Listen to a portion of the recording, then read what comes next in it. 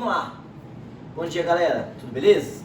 Bom, começando mais uma videoaula aqui pra gente. Essa é a aula da primeira semana de módulo, tá? Então essa aula a gente faria esse conteúdo dentro da unidade hospitalar, falando sobre as normas de biossegurança, cada cuidado que a gente tem de biossegurança com cada paciente. A gente faria essa apresentação no primeiro dia, na prática no intra-hospitalar, tá? Como a gente não tem esse contato justamente pelas situações que a gente está vivendo, pela disciplina está sendo ministrada de maneira EAD, vamos então fazer uma aula sobre biossegurança com os slides para a gente sedimentar esses conteúdos e não perder nenhum conteúdo, né? Então vamos lá. Biossegurança é uma coisa que vocês escutam falar desde os primeiros períodos, tá? Então muita coisa que a gente vai falar aqui, vocês já ouviram ou já leram, alguém já comentou isso com vocês em algum momento do curso, tá?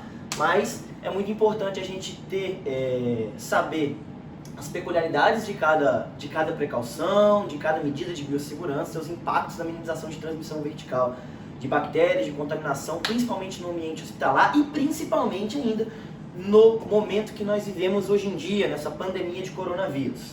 Tá? Vamos lá, primeira coisa, não só a gente do ambiente hospitalar, mas os trabalhadores em si estão expostos a vários tipos de riscos, né? Então a gente tem riscos físicos, aqui destacam-se ruídos, vibrações, radiações, e radiação a gente dentro do hospital está muito exposto a isso. Riscos biológicos, que aqui é o nosso principal foco. Risco biológico, a gente tem a presença de bactérias, fungos, vírus, aqui é o coronavírus, e parasitas. Isso o profissional de saúde está exposto a esse risco biológico a todo momento. A gente lida com pessoas, lida com secreções biológicas potencialmente contaminadas. Então a gente lida com isso na nossa prática diariamente, tá? E riscos químicos, substâncias que podem penetrar no organismo por via respiratória, absorvidos pela pele ou ingeridos. No nosso caso aqui, principalmente tem agentes químicos que podem no ambiente hospitalar e principalmente agentes biológicos. Esse é o nosso principal foco, ok? Uma coisa interessante sobre a radiação ionizante, que principalmente o técnico de radiologia, o profissional de radiologia está exposto. A gente sabe que a radiação ionizante, ela induz alteração genética, mutações celulares. E quando a gente tem uma alteração de mutação, na síntese proteica, uma alteração na síntese proteica, isso pode gerar alterações celulares que vão predispor à formação de câncer. Então eu tenho alterações genéticas na minha cadeia de DNA celular, na multiplicação celular, e isso pode me gerar tumores e cânceres e neoplasias no futuro, tá? Até o profissional de radiologia, ó, a gente sempre tem que o técnico de radiologia principalmente, sempre quando vai estar em contato com radiação ionizante, ele vai estar com um avental de chumbo protegendo o tórax, os órgãos vitais do tórax, um colar de chumbo protegendo a tireoide, geralmente, porque é um órgão muito que pode ser afetado na radiação ionizante, ok? Então sempre com um avental de chumbo para se proteger, porque a radiação ionizante pode gerar alterações celulares que vão predispor à formação de cânceres e neoplasias, ok? Então, e o profissional de radiologia sempre tem também um dosímetro, ele fica com um dosímetro, ele tem uma quantidade de dose de radiação que ele pode receber semanalmente. Caso ele tenha passado, essa dose ele vai contando isso no dosímetro, caso ele tenha passado a dose recomendada, ele é afastado por um certo tempo e depois retorna às atividades normais. Então sempre, radiação ionizante, preciso da minha proteção com um avental de chumbo, proteger o tórax e abdômen e tireoide, ok? Radiação ionizante. Não pra gente que não trabalha muito com radiologia, como técnico de radiologia, isso não faz tanta parte do nosso cotidiano.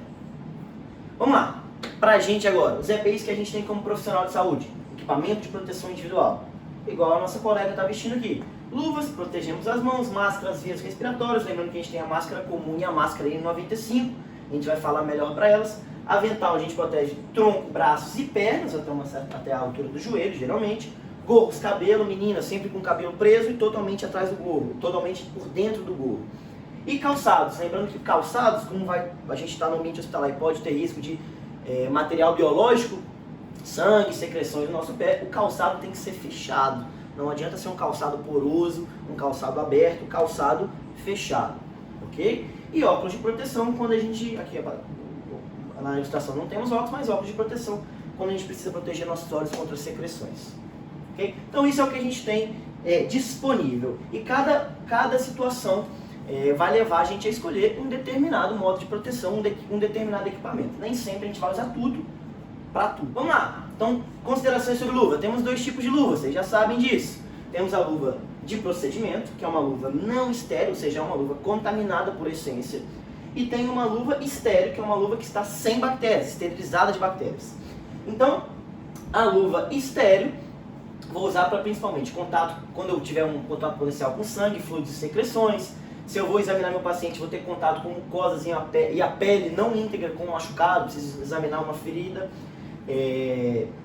Eu tenho na luva presença utilizar quando eu tenho presença potencial de micro-organismos altamente infecciosos, um paciente que está em precaução de contato, que a gente vai falar na frente, eu preciso usar o luva para eu não fazer essa transmissão cruzada, ok? Situações de emergência, sempre trauma, RCP, epidemias. E examinar pacientes com sinais ou sintomas de infecção. Vou usar a minha luva de procedimento, luva não estéril, procedimentos comuns, ok? Luvas estéreis vou indicar estéril, livre de bactéria, tem técnica para colocar, técnica asséptica para colocar, ok? Não posso contaminar essa luva, porque eu posso contaminar meu paciente, então eu vou ter utilizado para quando eu vou fazer um procedimento estéril, que eu vou fazer uma cirurgia, um procedimento cirúrgico, um parto, né? Parto normal, procedimentos e acessos vasculares, catéter venoso central, nutrições parenterais, agentes quimioterápicos, tudo isso eu não posso jamais contaminar. Então eu vou usar nossas luvas estéreis e não a luva de procedimento normal. Vamos lá, aqui é só pra gente lembrar que existe uma técnica para retirar essa luva, tá? Se eu tirar essa luva de qualquer forma, eu vou simplesmente projetar partículas, sangue, secreção para espalhar pelo ambiente. Okay? Então eu tenho uma técnica onde sempre a parte contaminada, que é a parte da frente da luva, quando eu for retirar ela vai estar dentro da luva. Então ela vai estar protegida por dentro da luva. Então eu coloco uma luva, não coloco lá embaixo, se eu encostar na minha pele eu vou contaminar. Faço uma pinça, tiro a luva devagar, de forma que a parte suja fica por dentro. Tiro ela dessa maneira e depois na outra mão, que eu já estou sem luva, eu passo por baixo. Aí sim eu encosto na minha pele, passo por baixo da luva e tiro devagar, com a parte que estaria em contato com as secreções fica para dentro. Aí sim eu descarto minha luva, ok? Então temos técnicas para a gente minimizar a contaminação ambiente e contaminação do próprio profissional. Agora, um dos principais, a medida mais simples, menos dispendiosa, não tem custo e uma das que mais evita a propagação de infecção, é a que mais evita propagação das infecções relacionadas à assistência à saúde, é a que mais. Então é a mais importante. Ainda mais essa epidemia que nós vivemos de coronavírus, vocês estão vendo a importância de lavar a mão, a importância do álcool em gel quando a gente não está disponível água e sabão para lavar a mão a todo tempo, ok? Então isso é de extrema importância, E lembrando que a gente precisa higienizar as mãos de uma forma correta. Existem as técnicas de higienização das mãos, isso vocês podem ver até direitinho naquele vídeo que eu já mandei para vocês via link, né? O vídeo já está no YouTube lá sobre a técnica correta da lavagem das mãos, onde eu uso uma luva e um pigmento para mostrar a importância de você fazer a técnica adequada e deixar toda a mão em superfície de contato com o sabão, com o agente germicida, né? Então isso é importante. Então a medida individual mais simples e menos dispendiosa. Toda vez que eu vou ter contato com o paciente, lavo a mão. Acabei de ter contato, tirei minha luva, lavo a mão. Sempre lavar a mão todo tempo. Ainda mais agora com uma epidemia de coronavírus, que o vírus pode estar em qualquer superfície. Encostei em alguma coisa, lavo a mão. Encostei em alguma coisa, lavo a mão. Beleza? Então, porque as mãos constituem a principal via de transmissão de micro-organismos durante a assistência prestada a pacientes. Não só pacientes também, pessoas de uma forma geral. Por isso vocês estão vendo as importâncias de álcool em gel hoje em dia e tudo isso. Duração do procedimento, com a técnica correta, dura cerca de 40 a 60 segundos. Não é aquela lavadinha acabou não. Precisamos de seguir a técnica direitinho, palma a palma, dorso, dorso, lavar a parte de baixo das unhas, esfregar as mãos, polegares, bilateralmente até a região de punho. Se for um procedimento cirúrgico, desço até a região de antebraço, ok? E importante também a gente na hora de fazer a higienização das mãos, quando a gente for fazer o enxágue, a água tem que correr em direção à extremidade da mão para o cotovelo, para a região mais suja e ela descer pelo cotovelo, ok? Saio do campo, saio da lavagem dessa maneira, pingando água até secar minhas mãos. Vamos lá. E qual que é a importância dessa lavagem das mãos? A gente tem dois tipos de microbiota na nossa pele, né? Normal, todo mundo tem. A microbiota residente e a microbiota transitória. A microbiota residente é aquela que todo mundo tem na pele. Se a gente faz um swab na nossa pele, vai crescer alguns tipos de bactérias. Então é aquela bactéria que mora ali, residente, mora ali. Essa microbiota, ó, é difícil de ser removida pela higiene. Essa é a sua bactéria de estimação, residente, ela mora ali na sua pele. Você vai fazer a higienização das mãos e tudo e é muito difícil de retirar. Então ela está ali, Geralmente são micro-organismos de baixa virulência, então baixa capacidade de infectar, mas tem, quando eu tenho uma lesão, por exemplo, de continuidade, eu posso essa bactéria da minha pele entrar na minha corrente sanguínea. Como, por exemplo, Staphylococcus, geralmente não áureos, né, coagulase negativo, Staphylococcus aureus é de alta virulência. Então, Staphylococcus, ou seja, são cocos gram-positivos, tá? Corynebactérias e micrococos. E essa é a mais difícil de ser removida durante a higienização das mãos. É aquela bactéria que está lá. Qual que é a principal aplicação da lavagem de mãos? Remover a microbiota transitória, que é aquela que a gente no contato com o paciente, no contato entre pessoas, a gente acaba colonizando nossas mãos com essa bactéria, que não é a que mora ali, é a que está por ali por um período, porque você encostou em alguma coisa, não é a sua bactéria de estimação, beleza? Então, ó, ela coloniza as camadas mais superficiais da pele, e isso permite a remoção mecânica pela higienização das mãos. Então, a maior importância da higienização das mãos é tirar essa microbiota transitória, que é muito mais virulenta do que a bactéria residente, ok?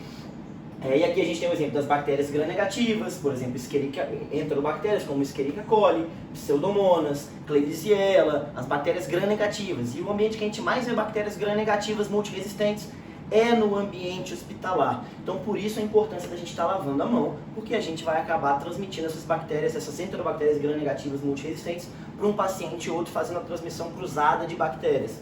Então, a gente vai ver lá na frente que quando a gente está diante de um paciente que é colonizado por uma bactéria gram-negativa, uma bactéria multiresistente, eu preciso adotar precaução de contato. Eu examino ele com luvas e avental. Ok? Além de fungos, além de vírus. Conhece alguém que está famoso agora, artista do momento? Nosso Covid, nosso coronavírus, nosso novo coronavírus, Covid-19, que causa a doença chamada Covid-19. Então, olha a importância. Ele é uma microbiota transitória. Então, quando a gente lava a mão e faz a antisepsia com álcool em gel, a gente elimina o vírus, a gente mata esse vírus e não transmite esse vírus para um próximo paciente ou para uma próxima pessoa. Então, eu sugiro que vocês façam aquele teste da mão, coloquem uma luva, coloquem uma tinta na mão e tentam sistematizar para vocês aqui de olho fechado, porque é muito fácil eu lavando a mão, eu vejo que a área que não está pintada, fala, não, vou passar aqui. Só que o vírus você não vê, a bactéria você não está vendo, então você não tem esse poder de olhar. Então, para você corrigir sua técnica, fecha os olhos, coloca a luva, coloca a tinta e faz toda a técnica de olho fechado. Quando você acabar, fiz todas as etapas, olha a sua mão e procura onde você está falhando na sua técnica e procure corrigir isso. A gente falou aqui da higienização das mãos. O principal, o mais indicado seria que eu fizesse lavagem de mão com água e sabão o tempo inteiro. Só que isso a gente sabe que eu não consigo fazer. Às vezes eu estou na rua, quando eu tive contato com outra pessoa na rua, com um terceiro na rua, acabei sujando minha mão, cumprimentei e tudo. Então nem sempre a gente vai ter uma pia com água e sabão para fazer a lavagem das mãos, que seria o melhor dos mundos, mas isso não existe. Então tem situações na vida real, na vida em sociedade, no normal, e no ambiente hospitalar, que eu vou poder lançar mão de substâncias desgermantes e substâncias bactericidas, ok? Mas uma peculiaridade aqui interessante no ambiente hospitalar, eu posso usar álcool em gel ou clorexidina ou iodo quando eu não tenho sujidade visível. Esses compostos, eles são só bactericidas, eles matam bactérias e vírus e fungos, mas eles não tiram sujidade. Então, se tiver sujo minha mão, não adianta, eu não posso fazer a lavagem com essas substâncias. Aí, quando tiver sujidade visível, eu preciso lavar a mão com água e sabão. Caso eu não tenha sujidade visível, aí sim posso, no próprio ambiente hospitalar, usar o álcool a 70%, a clorexidina ou o composto de iodo. Principalmente, a gente tem hoje em dia esses três disponíveis. O álcool, a clorexidina alcoólica e os compostos de iodo. Iodo fósforos acabou entrando por terra, a gente quase não vê mais. Até porque se você ver a ação dele, não é muito bom contra micobactérias, não é tão bom contra fungos, não é tão importante contra vírus. E ele pode dar, aqui não tem aqui, mas ele pode dar irritação e tudo. Então ele foi deixado de lado um pouquinho. Até o composto de iodo, hoje em dia, que é aquele iodo, quando a gente faz antisepsia, a mão fica marrom, foi deixado bastante de lado também. Justamente pelo potencial que ele tem de causar queimaduras na pele, irritante quando usado na higienização e tudo. Então ele foi um pouquinho deixado de lado. E ele tem um pouquinho menos de ação contra fungos também. Então o que a gente usa hoje em dia basicamente é álcool e clorexidina alcoólica. O álcool, olha só, a concentração ótima dele é 70%. Caramba, aí vocês me perguntam, poxa, 70%? Ah não, eu quero matar até as bactérias mais fortes da minha microbiota transitória. Vou usar álcool a 90%. E aí, tá certo isso? Obviamente que não. O álcool precisa de tempo para fazer sua ação bactericida, fungicida, sua ação germicida, né? Quando eu tenho uma concentração a 90%, esse álcool evapora muito rápido. Então não deu tempo dele fazer o efeito germicida para eu conseguir fazer minha higienização adequada, né? Então o álcool de concentração ótima é de 70%, 90% evapora muito rápido. Mais baixo que isso, baixo potencial germicida. Okay? Então a concentração ótima, o álcool a 70%, por isso que a gente vê coronavírus aí, álcool a 70% e tudo. Ele não apresenta efeito residual, então eu passei o álcool, deixei ele secar, encostei de novo, tenho que passar o álcool de novo. Então ele não tem efeito residual. Diferente da clorexidina, que apresenta um certo efeito residual. Então, eu passei a clorexidina, ela demora um pouquinho mais para agir, diferente do álcool, é mais rápido. A clorexidina é ação intermediária, e eu fico com efeito residual. Então, eu fico um tempinho protegido ali, ok? Notem que eles têm atividade semelhante contra gram-positivos, microbiota residente, ok? Gram-positivos, estafilococcus, não aureus e tudo. Gram-negativos, um pouquinho de superioridade do álcool. Micobactérias, bastante superioridade do álcool. Fungo e vírus, para álcool também. Então notem que a substância, a melhor substância que a gente teria seria realmente o álcool a 70%, que é o mais simples deles, ok? O que a gente usa na prática, álcool, clorexidina, lembrando dessas peculiaridades aqui. Aqui é basicamente o que a gente falou. Então quando eu não tenho disponibilidade para lavar a mão com água e sabão, eu posso utilizar a fricção das mãos com as soluções alcoólicas ou com álcool a 70%. Eu reduzo a carga microbiana das mãos, mas não tem, igual eu comentei com vocês, não há remoção de sujidade. Então, se eu tenho sujidade visível, não posso fazer isso aqui. Tem que lavar a mão com água e sabão. Solução alcoólica a 70 ou álcool em gel a 70 pode substituir a higienização com água e sabão, caso não estiver quando as mãos não estiverem sujas, não tiver sujidade visível. Duração do procedimento de 20 a 30 segundos e eu preciso deixar secar, evaporar e secar espontaneamente. Não vou limpar no álcool, pegar o papel e limpar, ok? Preciso deixar secar espontaneamente. Outra coisa que a gente vê muito, manipulação de material pérfuro cortante e de punção no ambiente hospitalar. Então aqui a gente vai ter seringas, agulhas e tudo, na hora de fazer um procedimento, quando vocês fizerem um procedimento, um catéter venoso central, algum procedimento invasivo, colher sangue e tudo, nós precisamos sempre ter o cuidado de deixar eles em caixas apropriadas. Aqui a gente tem um descarpaque, todas as enfermarias, todo lugar, no ambiente hospitalar tem um descarpaque. É uma caixa de papelão rígido, onde eu tenho uma linha pontilhada. Sempre que eu usei um material pérfuro cortante, eu vou descartar, ele vai estar aberto, eu vou descartar ele aqui dentro.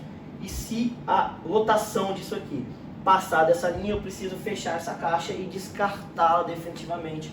Porque se eu subir com a agulha até aqui em cima, quando eu for colocar na próxima agulha, eu posso ter risco de acidentar o profissional que está colocando a agulha ali. Então sempre até o limite. Acabou esse limite, eu preciso lacrar essa caixa e trocar a caixa, ok? Nunca descartar material pérfuro cortante fora do ambiente apropriado.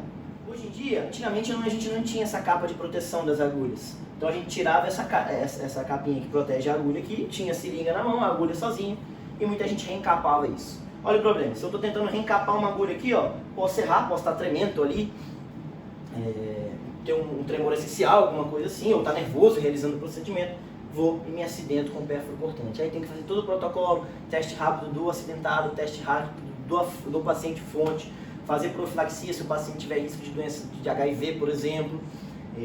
Então, recomenda-se que nunca se encape a agulha após o uso. Deixou ela lá, descarta no descarpaque, não reencape. Essas agulhas que tem proteção, quando a gente tira essa parte assim, a gente trava ela e ela fica protegida, então não acidenta mais ninguém, ok? Então nunca se deve reencapar agulhas após o uso. Não remover com a mão agulhas usadas das seringas descartáveis. E não quebrar ou entortar a agulha de forma nenhuma. Aqui, teoricamente, a gente teria que pegar uma pinça, pega a pinça e descarta a agulha com a pinça. Nunca pegar com a mão, pelo risco de se acidentar. Vamos lá. Então, as precauções são as plaquinhas que vocês vão ver lá nos leitos dos pacientes. Cada um tem uma plaquinha. Precaução padrão. O que é a precaução padrão? Essa precaução padrão é a que eu tomo para todo tipo de paciente internado. Não precisa ter nenhuma peculiaridade, para todo tipo de paciente internado. Como é que funciona a precaução padrão? Deve ser seguida para todos os pacientes, independente da suspeita ou não de infecção. É feito através da higienização das mãos. Vou encostar no meu paciente, higienizei as mãos antes. Encostei, higienizei as mãos depois. Então, precaução padrão. O que é obrigatório? Higienização das mãos. Ah, luva, capote, gorro, vou usar?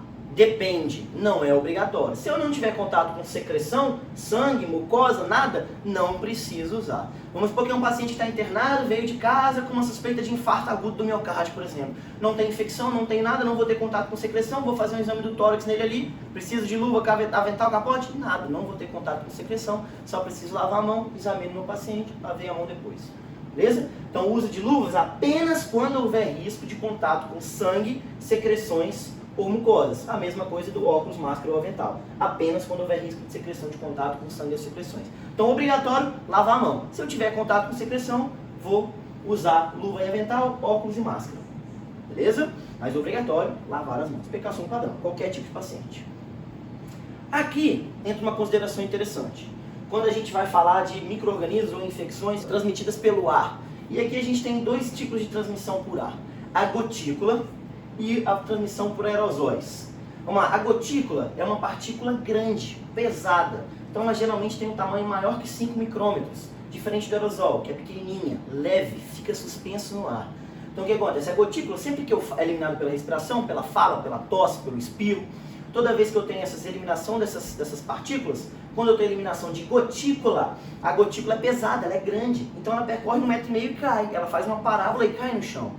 Esse de gotícula aqui, ó, é o coronavírus. O coronavírus é transmitido por gotícula, tá? Então a gotícula cai 1 metro, 1,5 metro, até 2 metros no máximo, e ela fica nas superfícies. Aí vem você, encosta a mão na superfície e se auto-inocula. Então por isso que até você vê muita gente usando máscara N95, é errado, não é aerosol, tá? Só que o que acontece? Como a gente hoje em dia nos ambientes hospitalares, fazer um adendo para a parte prática de vocês. Em alguns hospitais, optou-se por adotar o profissional de saúde usar N95 para uma precaução que é de gotícula, que é do coronavírus. O coronavírus é gotícula, tá, gente? Só que o que acontece? Como a gente vai lidar com pacientes entubados, com a via aérea exposta ali para o profissional de saúde, isso vai gerar, por gotícula normalmente, mas esses procedimentos invasivos podem, oxigenando e tudo, podem aerolizar essas gotículas. Então o profissional de saúde que lida com as secreções, que vai entubar, que vai fazer isso, ele tem risco de ter contato por aerosol no vírus, que é normalmente por gotículas. Mas quando eu estou fazendo um procedimento, eu posso aerosolizar isso aí. Então alguns hospitais colocaram como protocolo N95 para o coronavírus. Mas saibam que ele é de gotícula e a máscara cirúrgica comum é suficiente. Beleza? Vamos lá, gotícula, partícula pesada, ela cai no chão rápido, 1,5 metro, 2 metros, até 1 metro ela cai no chão e fica na superfície. A aerosol não, é pequenininho, a partícula é pequena, ela é leve, ela fica suspensa no ar. Então ela fica horas no ar e atinge metros, até outros quartos de enfermaria. Então o paciente que está internado por aerosol precisa de estar num quarto privativo com a porta fechada o tempo inteiro na internação, para ele não contaminar o ambiente hospitalar, contamina até uma enfermaria, por exemplo. Beleza? A gotícula permanece no ar por segundos e cai, aerosol horas. Tenho eficiência da máscara cirúrgica na redução da eliminação de partículas pelo paciente? Sim, tenho. Então, toda vez que eu for transportar o paciente com gotícula dentro do meu hospital, o paciente estará de máscara cirúrgica e ela é eficiente. Por isso que a gente fala que quem tem que usar máscara cirúrgica é o paciente que está sintomático, o paciente que está com doença de coronavírus. Entendeu? Não é o paciente, não é a pessoa que está andando na rua com máscara N95, está errado, é gotícula, não está no ar, ela cai no chão. Entendeu? E às vezes o cara que está com máscara na rua, por isso que a gente fala que o profissional de saúde fala que, caramba, é errado, quem tem que usar é ou o profissional de saúde que vai lidar com aquilo, ou pacientes que estão sintomáticos, para evitar que eu espalhe gotícula no ambiente. O cara que está andando na rua com a máscara aleatoriamente está errado. Às vezes o cara está andando com a máscara, não está se protegendo nada, aí ele foi, pegou na maçaneta, aí caramba, coçou aqui, está com a máscara. Adiantou nada. Ele pegou o vírus e inoculou no olho, está com a máscara. Não adiantou absolutamente nada. Beleza? Então, a eficiência da máscara cirúrgica na redução da eliminação pelo paciente. Um paciente, quando for transportado, precisa da máscara cirúrgica, assim como aerosol. Não precisa de N95 para o paciente. O paciente não vai usar N95. O paciente de aerosol, quando for transportado no ambiente hospitalar, também máscara cirúrgica. Aqui que está a diferença. Eficiência da máscara cirúrgica para contatos, ou seja, o profissional de saúde que vai examinar a gotícula, ok, máscara cirúrgica, normal. Então eu, profissional de saúde que vou atender um paciente com coronavírus, teoricamente a minha precaução obrigatória é máscara cirúrgica. No aerosol não. O aerosol precisa de uma máscara especial, que é a máscara N95, a máscara mais grossa, mais resistente, passa partículas, que barra partículas menores. Já falamos da precaução padrão, vamos para a precaução de contato agora. Como é que a gente já falou que a precaução padrão é obrigatório usar lavagem das mãos, avental, gorro, máscara, só se eu for ter contato com secreções. Precaução de contato, eu não posso tocar nesse paciente e tocar em outra pessoa. Que situações? Ó, infecções, se o paciente tem uma infecção ou polinização por um mecanismo multiresistente, então, lá, cresceu no suave de vigilância dele lá, uma bactéria multiresistente, que eu não posso passar para outro paciente porque eu posso ter transmissão cruzada. Então, um micro-organismo multiresistente, varicela, catapora, infecção de pele, tecido mole com secreção não contida no curativo, está secretivo, está ali, você está vendo a secreção. Impetigo, herpes zoster disseminado ou paciente imunossuprimido. Esses pacientes eu preciso fazer precaução de contato. Aqui no hospital a gente vê muito quando tem micro-organismo resistente, tá? E aqui, ó, olha a diferença, eu lavo as mãos também. Sempre lavar as mãos, tá em todos. Vou usar sempre luva e avental durante toda a manipulação desse paciente, independente se eu tiver contato com secreção ou não. Eu vou usar. Precaução padrão, eu vou usar luvas e avental sempre, ok? Os equipamentos como termômetro e estetoscópio são de uso exclusivo do paciente, então daquele estetoscópio, aquele termômetro vai ser usado apenas naquele paciente, beleza? E é ideal que eu tivesse um quarto privativo, mas a gente sabe que como isso às vezes não acontece, pelo menos a distância mínima de 1 metro entre leitos, ok? O ideal era que seria um quarto privativo, tá? O ideal seria um quarto privativo, mas o que a gente vê hoje em dia é a distância mínima entre 1 metro dos leitos, pelo menos. Precaução de gotícula, olha lá. Meningite bacteriana, que é importante, meningite bacteriana, precaução de gotícula, coqueluche, difteria, cachumba, influenza, gripe, né? Gripe normal, rubéola, Covid-19, beleza? Coronavírus, precaução de gotícula, partícula grande, sai da sua boca e cai no chão, direto, tá aqui, ó, o vírus está no chão, o vírus está na maçaneta, o vírus está em todo lugar, beleza? Gotícula, coronavírus. Olha a minha diferença para precaução de gotícula. Continua adotando a precaução padrão, beleza? Lavei minhas mãos, tudo direitinho. E eu preciso usar máscara cirúrgica profissional. Então é a máscara comum, máscara cirúrgica. E quando o paciente for, lembra que a gente viu que a máscara cirúrgica no paciente, ela elimina essa possibilidade, ela tira essa eliminação de gotículas do paciente. Então quando o paciente for transporte, máscara cirúrgica. Máscara cirúrgica para o profissional e máscara cirúrgica para o paciente quando ele for no transporte. E aqui, ó, não é igual o contato, que de preferência um quarto privativo. Eu preciso de quarto privativo. Beleza? Por isso que o Covid fica em isolamento. Eu preciso dele de isolamento. Não de aerosol, mas de gotícula. Aerosol, lembra que eu falei? Partícula pequena, menor que 5 micrômetros, fica no ar por horas, superfície no ar. A máscara cirúrgica não é efetiva para o profissional de saúde se proteger. Então eu preciso da nossa N95. Toda vez que eu tiver eliminação de aerosol, eu preciso do profissional de saúde usando máscara N95. Beleza? Então, ó, eu tenho eliminação de partículas da tosse, respiração ou fala que permanecem em suspensão no ar por horas, podem ir até outros quartos. Indicações, principalmente, tuberculose pulmonar, varicela, sarampo, que teve essa epidemia recente, há uns 2, 3 anos atrás, herpes zoster disseminado. Beleza?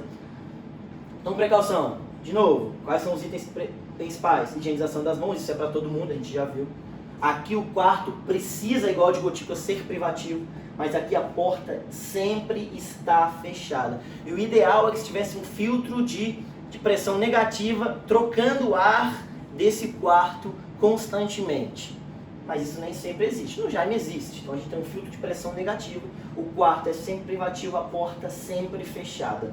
A máscara, eu preciso transportar o paciente com máscara N95? Não. A máscara cirúrgica é efetiva para barrar essa eliminação de aerosol durante o transporte.